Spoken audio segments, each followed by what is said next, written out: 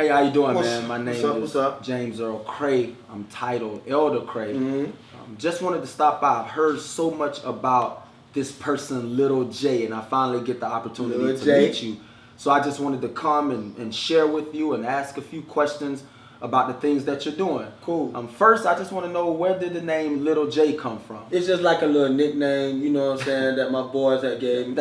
That's very interesting. Yeah, that's all it really is, you know. Oh, wow. Yeah, I don't really show my name like that. Okay, so in other words, Little J is not your birth name, Nah. and you don't really care to share that with most people. Nah. Why would you not want to share your name with most people? Why do you just want to go by Little J? That sounds more like, you know, the secular world rapper name or something like that. Can you explain to me? It ain't really about more that. about that. It ain't really about the secular and the rap and all that. It's just a nickname because I believe nicknames get you closer to people. You know what I'm saying? I see.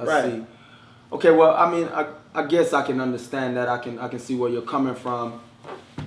Well, I guess we'll move right into really what I want to talk about. You know, there's a lot of people that are really receptive of what you're doing. Yeah. More so younger people, people from, you know, different types of backgrounds.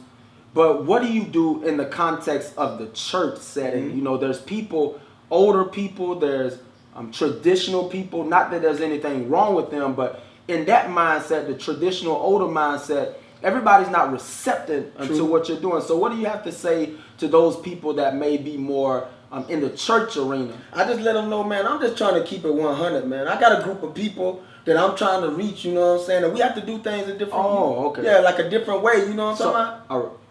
Yeah. Right. Okay, so basically what you're saying to me is you have a set mission, right, or a set target audience that you're after, right, exactly. That's what I'm saying. You know, I got a set group of people. Cool, you know, cool. I like that. I like the sounds of that.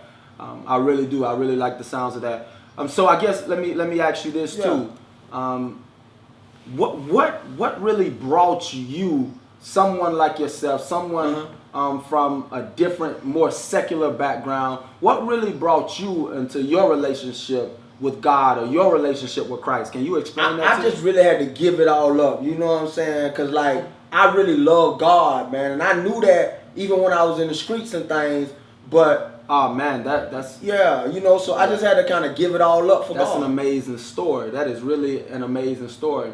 That's the kind of story that, you know, our youth really needs to hear. Right. That's the kind of story that other people from similar backgrounds as yours, those are the kind of stories they need to hear. But my struggle with all this is still, Little J, the question of those people that may not be receptive unto your approach.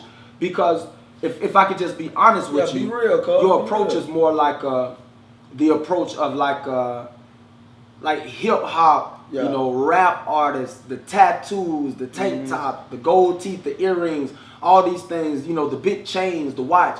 What do you say to just a traditional minded person that doesn't think that what you're offering is really Christ-like? See, I can't really worry about that. I just got to worry about on what Jesus called me to do. You see what I'm saying? I see. Yeah, man. Well, man, that's really all I had, man. I just wanted to come and get to know you a little bit. Again, I heard so much about you.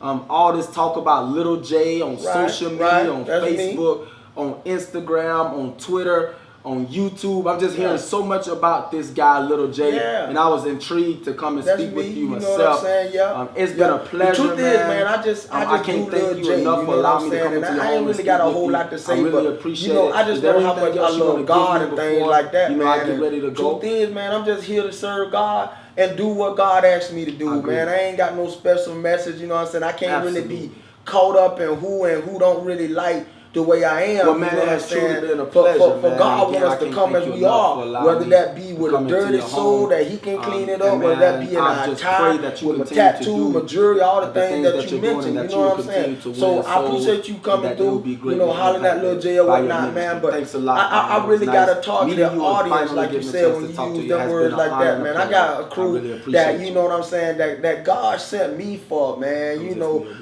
Paul said it in the Bible like this: we become the weak to win the weak. In other words, what he was trying to say, is that we become who the people are, man, so that we can win them. That's what Jesus did. That's what Jesus was all about. You know, so keep that like that, man. And I appreciate you stopping through, man. You know what I'm saying? Anytime you want to stop through, just come through, holler at me. Lil J will be here. Always turned up for Jesus Christ, man. Without a doubt, I love the Lord and the Lord loves me, for my Bible tell me so. Yeah, appreciate you.